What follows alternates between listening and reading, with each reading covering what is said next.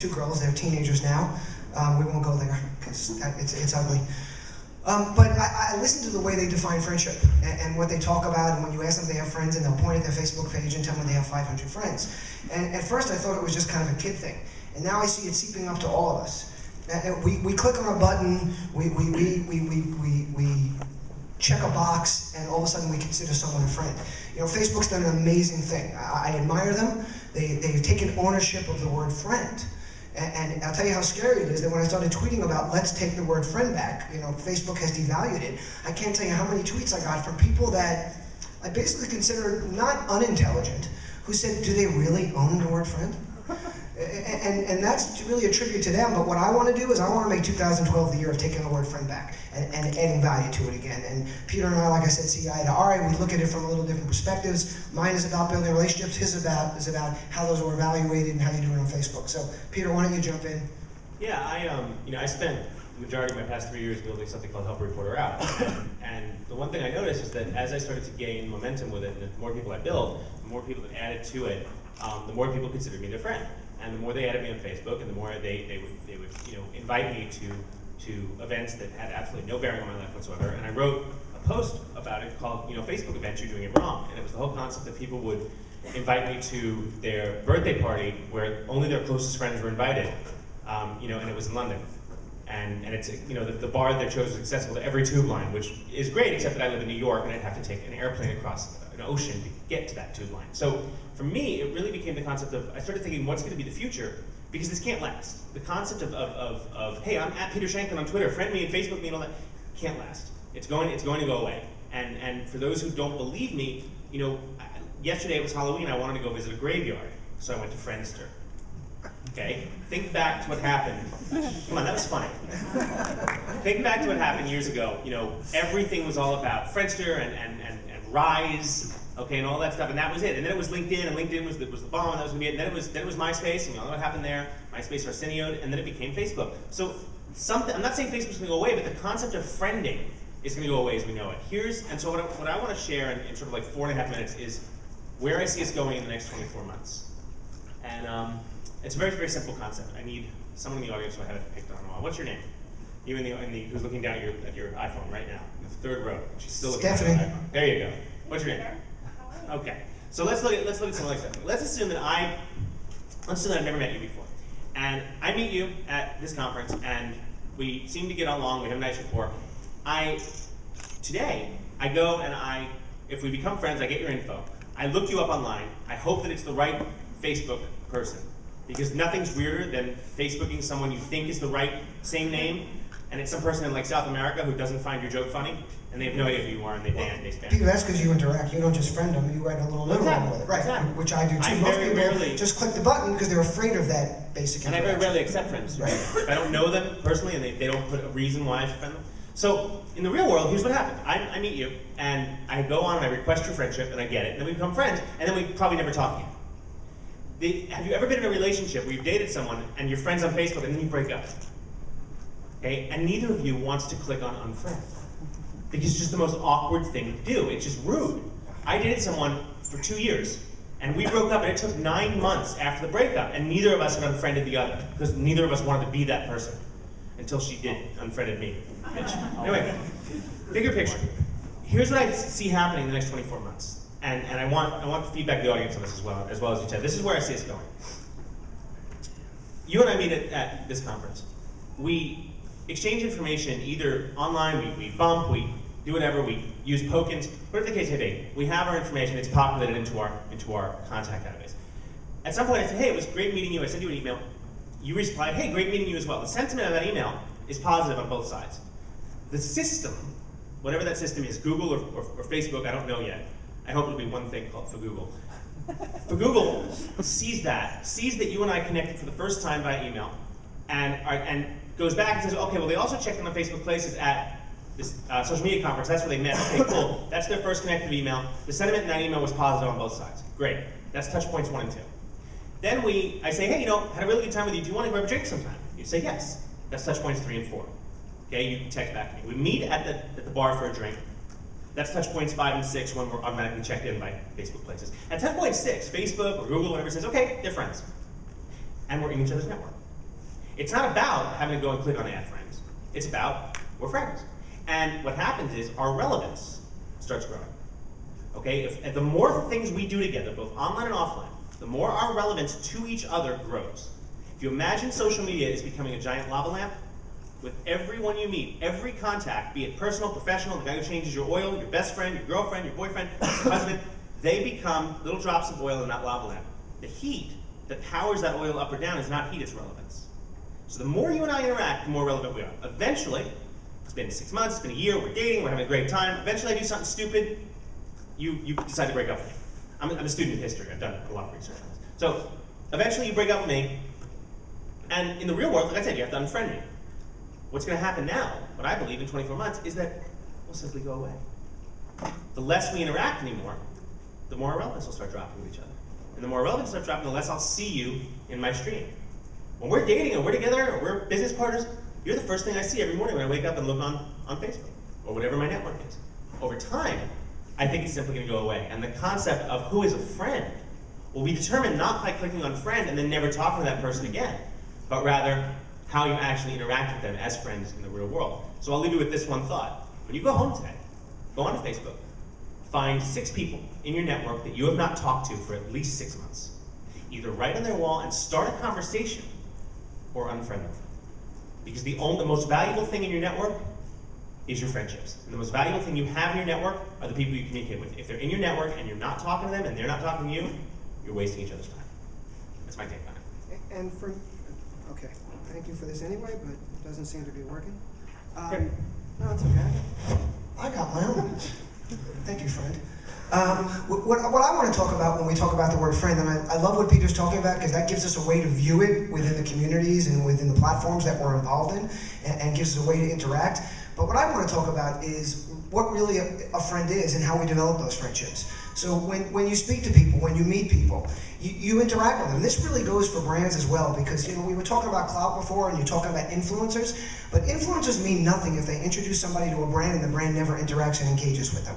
So, and this is happening every single day. I can tell you that the majority of campaigns utilizing clout, they're reaching out, and I've been involved in a lot of these things. You bring people to the brands, and then I get emails later saying, I wrote them back again and nobody's listening to me because the campaign is over. It's all campaign and initiative based. They're not taking advantage of now building a relationship. And a lot of companies say, well, how do you do that? Digitally. Well, I use the term looking people in the eye digitally, and I think it's really important for all of us to do it personally. If any of you follow me on Twitter, you'll notice that I try to answer everybody. I'm very responsive. When I do, I answer you by name. I look at your profile. I look at your page. I want to know something about you. I want to interact with you as a person, not just as a number. It doesn't matter to me the numbers. It matters to me how many people I've gotten to know in one way or another. Now, I'm fortunate. I get paid by companies to go to these events, so I'm at them all the time. And I truly do know a huge amount of people in my feed. I was lucky, DJ Edgerton from Zamoga brought me down to Colombia for Social Media Week Bogota, and I got to really spend time with Peter. So yes, we were following each other on Twitter before, but there was just that initial engagement. Now, Peter is a real friend. Now, do I see him real often? No, the man travels all over the world. He's talking to a million different people. We rarely get to come together in a situation like this. But now when we interact and engage, we know something about each other. And you can do that when you connect with people. Listen to them, hear them, look them in the eyes. The same thing you do when you're on a date. Try to get people to, when you go to meet somebody, you don't just, well, some of you probably do, but when you sit in the bar, you're talking to somebody and you're trying to engage them, if you're looking around them and looking at everybody who's walking through the door, you're not building that connection. And people will get that, and that will never move on to the next stage. You can do the same thing online. And you have to think that when you do friend somebody from an event like this, do exactly what Peter says. I do it all the time. I reach out to people I haven't spoken to in a long time. I pick up, another thing, guys. You see this thing? It's called a phone. Okay? It does this really remarkable thing. You can hear people's voices on this. It's amazing. So you can call up people and actually speak to them. Pick up the damn phone every day and call a different person. Make it part of what you do and connect with them. I'll tell a story. A guy named Barry Diller. Barry Diller founded, he was anyone know who he was? Anyone know what the first company Barry Diller was president of? Anyone? Entertainment company, yeah, anyone? Paramount. Long before IAC. He was head of Paramount. He was actually an agent, and he went over to Paramount back in the 70s where Paramount was for shit. They weren't doing anything. And everyone said it was career suicide. So what he did is he went over every day Anyone here under 30?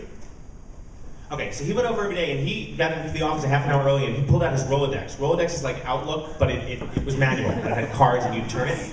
And he would pull out 10... I think you're talking over 50. He would pull out 10 cards in his Rolodex every day and he'd call these 10 random people just to say hi. And it wasn't to sell them anything. It was, hey, it's Barry Diller in LA, what are you working on? Hey, how's it going in New York? Hey, what's going on in London? And over the course of 3 to 4 months, if you were in Barry Diller's Rolodex, you got a call from him just saying hi. 3 to 4 times a year, he called you to say hi. When you had a movie that you wanted greenlit, or an actor you wanted signed, or something like that, you could have gone to 20th Century Fox or Warner Bros., or you could have called Barry back. Barry was working those connections, making friends. And even if it wasn't friends so much, he was making connections and reinvigorating them every 3 to 4 months. A connection is only as strong as the last time you used it. And the irony is that we have more people than ever before in our network, and we interact with less than them. A study came out that says we interact with less than 1% of our network every day. That's pathetic. What are they in your network for? So over the course of the late 70s to mid 80s, Paramount started churning out hits like Beverly Hills Cop 1 and 2, Flashdance, Footloose, Top Gun, all these great movies that was simply the result of Barry reaching out and saying hi. Never underestimate the power of that. Facebook lets you see people that you haven't interacted with for a while. If you go on the main page, it says, reconnect on their wall, whatever it is. Do that. They're doing the work for you. And even better, one last thing, when you fly somewhere, when you travel somewhere, log on to Facebook from a different place.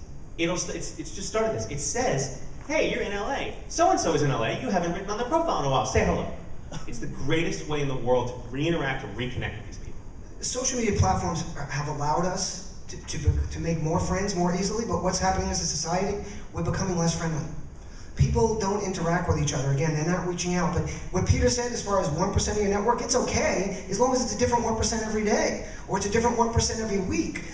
Don't just rely on those people, or again, don't consider them part of your network. If you're not interacting with them, then they're not. One of the things Cloud tries to get down to, which I like, is your true influence, or the people that you actually do interact with. I mean, it's a tough one, but it does give you a view into, okay, you have 5,000 followers on Twitter, but you have 100 people that you truly influence or interact with. That's a number that I would look at personally.